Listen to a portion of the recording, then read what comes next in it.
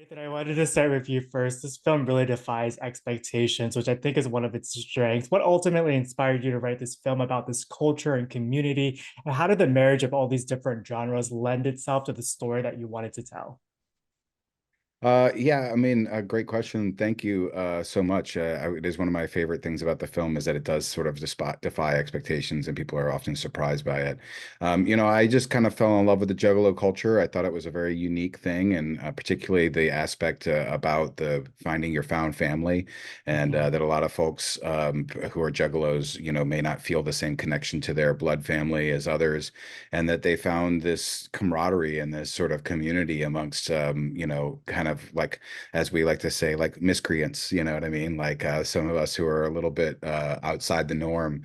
And I truly think that what I think works, what I'm so proud of with the film is that it while it is about juggalos and juggalos are unique, it really is a film for everyone who feels a little bit like an outsider. And I think that's what we really feel a lot of great joy and that we were able to present because I think everyone, I hope to say everyone has felt a little bit like an outsider, and if you Mhm. haven't, well, good for you, I guess. But I know myself, I have, and Scott has, and I think most of us who are artists and have felt that way.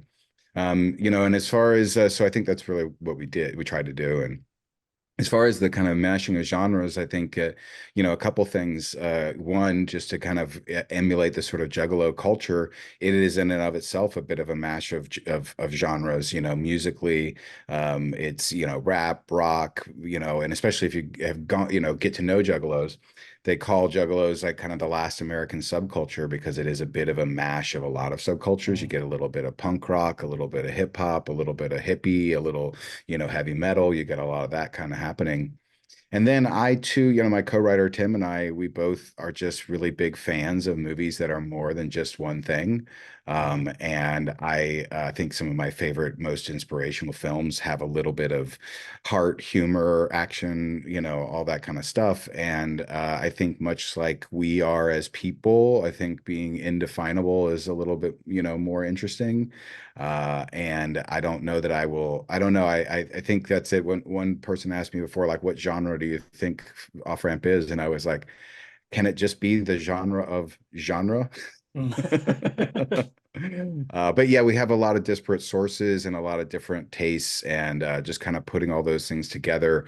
I love. I mean, I have as much love for high art cinema as I do for genre stuff. I mean, I think you can see the posters behind me and the things. Mhm. It's a big mash, and I think why only be one thing. Beautifully said. And Scott, it was really important to you that you represented this community authentically on screen. How did the prep work that you did before filming influence the way that you approach this character and the decisions that you made with your performance? Well, it's funny because I started out not knowing anything about Juggalo culture at all, and I had seen it in Family, the 2018 movie, but I thought it was made up. And so when I got this script, I was like, "Oh no, this is real." And then Nate started sending the documentaries and the different things that were out about Juggalos. And in my day job, I look at culture from a critical point of view, and I look especially for communities that are not represented well. And I'm part of a community that's not. I'm trans, so I'm part of a community that's not represented well in media, and so I can tell when that's happening. I don't have to be a part of the group to know that, like, oh no, I see the tricks because they all use the same playbook. Do you know what I mean? And so Mhm. I could tell that that was happening, and that really lit a fire for me to go, we're not going to do that here. Like, this isn't about punching down. This isn't about making fun. This is about embodying the experience as truthfully as possible. And sometimes it's funny, and sometimes it's dramatic, and sometimes it's gorgeous. It can be all kinds of, again, it can be all kinds of things, right? Just as the movie was. But I think the biggest part for me was realizing how poorly represented Mhm. juggling are in culture, and deciding, I don't care how this turns out, it's my responsibility to just be exactly myself and be, and be a part of showing something that's true. Mhm. That authentic representation is so important on screen, and especially in media. And Nathan, throughout the film, we watched Silas and Trey on their journey to the gathering, and you actually attended one yourself. How did that experience impact or influence the overall script? Yeah, actually, I've been to two gatherings now. I just got back from one 2 weeks ago or something like that. And yeah, it made a huge difference. One thing I think, and Scott touched on this a little bit, and which is true, is that, when we first started making this script, I think we may have been a little bit, we were not representing as authentically as we ended up being. And I think that the journey of the film sort of represents a little bit of my own journey with Juggalos, kind of seeing Mm, them as kind of as this sort of fodder for humor in a way at first, and then as I kept getting to know them and getting to know the situation and how they have been misrepresented and all that, I really wanted to make it much more authentic. And so going to the gathering, I got to be really close friends with. There's a guy, actually Scott mentioned family. There I knew I work in movies, and so I knew the unit production manager of Family, and I said, "Can you hook me up with some of your Juggalo connects?" Because I had this other Juggalo film, and he connected me with this one guy, Scotty D from Fago Lovers Heaven.net, which is like a big Juggalo fan site. And Scotty and I talked. He read the script and like gave me some pointers, and I was like, I think I'm going to go to the gathering. One because it we use all that kind of B-roll footage of the mhm. Juggalos at the gathering. So that was one purpose, but also just to kind of really, I was like, I'm going to be a poser if I don't go to the gathering and get to know these folks. I'm like, I can't really tell this story if I don't really know them. And going there, I got to know some wonderful Juggalo folks, and they were really what they proposed to be. They were sweet, they were loving to each other, they were giving, they were, trying to make their own way in society in a different way. They saw themselves as outsiders but cared for each other, and I was just so touched. I mean, one of the biggest things, the first day I was there, I was leaving the gathering the first day, and I met this couple outside of the gathering, and I started talking to them. And the girl I was talking to was her life story was so similar to Eden's story. I mean, her brother wasn't drinking her breast milk, thankfully, but uh, but she had so much of the embodiment of that character and so many of the struggles and the kind of like the real heart-wrenching stuff that I was so touched, and I was able to give them. I had actually two extra tickets to the gathering, and they were trying to get in, so I was Mm. able to give them to them, and they were so just so joyful about it. I mean, I drove away just bawling that night just because I was like, this is so beautiful. And I was like, okay, this is the right thing to do. Like we are on the right path because this is correct. These folks need this. And to treat them with the delicate hand is the right way to do it, because these are people with hearts and souls, and Yeah. they're what they're doing is beautiful, and we all deserve acceptance, and we all deserve this kind of friendship and whatever. And the phrase that I didn't know before but now we have all over our everything is the carnival provides. And one person told me, one of my good friends, Chris, Juggalo friends, Chris, he said, you gave back to the carnival. It's like the carnival gave to you and Yeah. you were giving back. And I thought that was a really beautiful notion. You brought the beauty of this community to life on the screen. And I know Scott Nathan co-wrote and directed this project. How different is that filming experience when the person who's helped create these characters and universe is also at the helm directing? What was that collaboration like? That was fantastic. I mean, that's what you want. That's a dream because Nate had such a clear vision of what we were doing. And as an actor, I'm someone who I want to know exactly what that vision is because I want to serve that vision artistically. Mm, And so to be able to have the really deep conversations on so many different levels, right, about what he wanted to do for the film, but then how that plays into everything that he knows about juggalos and having the juggalos come. We had yeah. some wonderful folks come and really be there and make sure that we were kind of consulting, if you will, to make sure we were honest. But then also Nate is such a film nerd, and I learned so much about all the there's so many. I mean, I say this like if our movie was a drinking game where you like took a shot for every movie reference, it would be dangerous. So, it was just a real pleasure all the way around artistically. And personally, because in telling the story of Juggalos, one of the things that I came to is like, if I'd known about juggalos, I would have been one. And I hope that I am one. I hope that I get to be one now, because it's a culture and an ethos that I so wholeheartedly agree with and want to be part of. Um, and to be able to live inside of that level of acceptance that you see on the film, right? That Silas, my character, has for himself, that Trey Mhm. has for Silas, that everybody has for each other.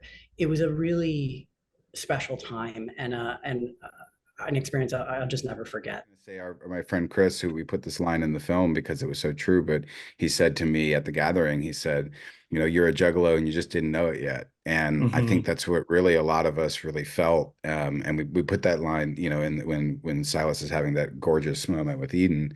And that really, I think a lot of us felt that way. I think a lot of us feel like, oh, and it used to be, when I started this process, people would like go, oh, are you a juggalo? Is that why you're making this movie? And I would be like, no, no, no, no, I'm not a juggalo.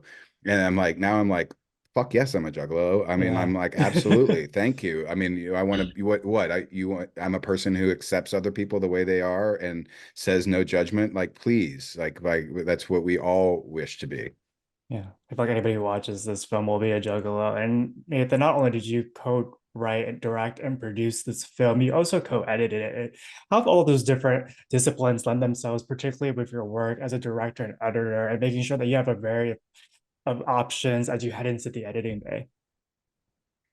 Yeah, I mean, it's not something I necessarily intended to do at the beginning of it, but I think, when you're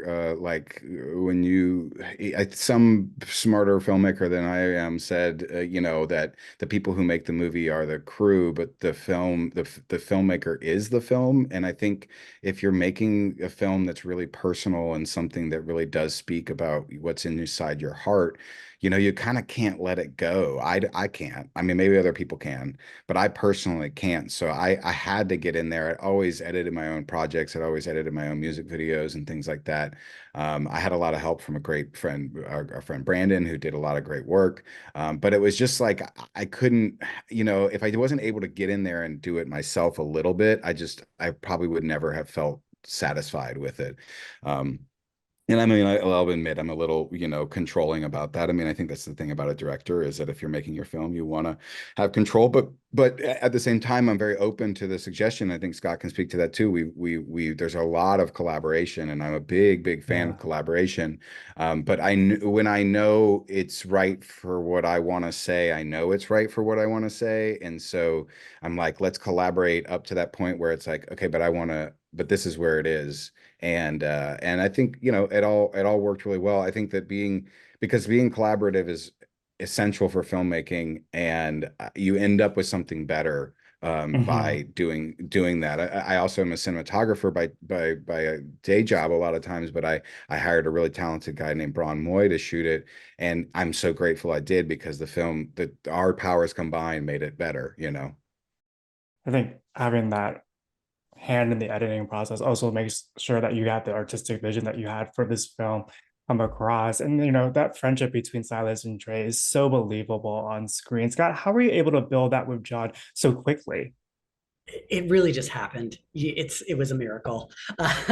We love the song "Miracles" by ICP, and it really was. We met. Mm, We liked each other pretty instantly. We got our hair done for the characters together, and that was very drastic for both of us. So we kind of went through something together.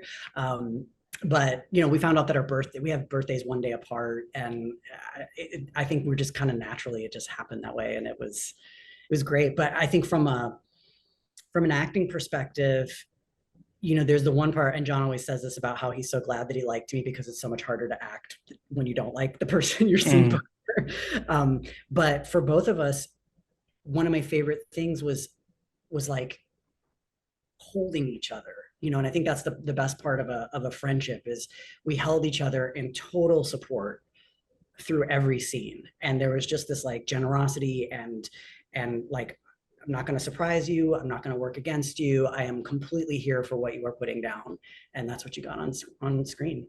mm. It Beautifully also said. helps. It also helps that they're both just really wonderful folks. So we really were lucky because but they're both just really lovely people who and truth be told too, I think we all knew going in, like we were like, if we do this right, this is going to be something cool and pretty special, and like we get a chance to say something that's pretty special. And I think we all kind of bought into that idea pretty strongly. Mm. One of the beauties of independent film. I think I have time for one more question, and it's for the both of you. But like you were saying earlier, chosen family is a running theme within this film and within this community. Who are the people who've held space for you in a similar way in your artistic endeavors? It's a great question. Yeah, that is a good question. I think making a film is a lot like a family, and I think, a lot of the folks, everybody who worked on this film, and we had a great crew, a lot of people who were very supportive. I do have a loving and supportive blood family personally. I'm very thankful for them, and they were very instrumental in helping this film as well. But I do think that like outside of it, the genre community, for instance, is a really, really supportive community. When the film festivals we started going into, I would, a lot of the genre folks, they kind of all talk to each other, and you kind of your one film, gets into the ear of another one, and so and it's just kind of like interesting how that all happens, and there's so many people that this movie has opened up for us, myself, so many people who I now count as like friends that I didn't know before starting this. And I think that, that's just so it not only everybody who's an actor, producer, crew member, but people who've seen the film. I think that the other thing is like some of the folks who've just seen it and connect with it. That's something else that like is another level of support. Yeah. For me, so I am a trans man and I've been a professional actor for 20 years. And the first until 2015, so the first 10 years of that time, I was really out in the world with like no one would hire a trans actor. No one, it wasn't a thing. It just wasn't a thing. And especially trans masculine people, like we're so invisible, right? And in that time, that's where I had to lean in my community, where I was, I started out touring with Athens Boys Choir, and T. Cooper became a very good friend. Esper Bergman was always a huge support. I hate listing people's names because then I always think about who I'm forgetting, right? But there's this really core group of trans masculine writers, Cooper Bombardier, like people who Ivan Coyote. I mean, I could go on, right? But of people who shared this experience and who we were all just kind of out there doing our thing invisibly, having the impacts we could have, but knowing amongst ourselves kind of how what we were doing and how important it was, and yet how starved we were in a way for recognition and for just like the mechanisms of what it takes to impact culture, right? Mm. In a larger way. And then on top of that, though, there were the allies. There were the people who gave me my shots. There were the people who, my director of my one-man show, Steve Bailey, the National Performance Network, the casting director of The Bold and the Beautiful, who gave me my television break that gave me a historic first in television and kind of set me on my way, right? These are allies who understood, that like I have talent and it deserves to be out Hmm. there. Unfair the reasons that it's being kept away, right? Kept in the shadows kind of thing. And I would say that off ramp was really the kind of culmination of that, right? It was because of all of that support, I got to go into a situation where like Hunter McHugh, our casting director, really got it and saw me and put me in this role that I'll forever be grateful for, because it was simply such an amazing artistic role, right? For Hmm. me as an artist that I could never have been so good at had I not had all of that support and all those trials, honestly, along the way.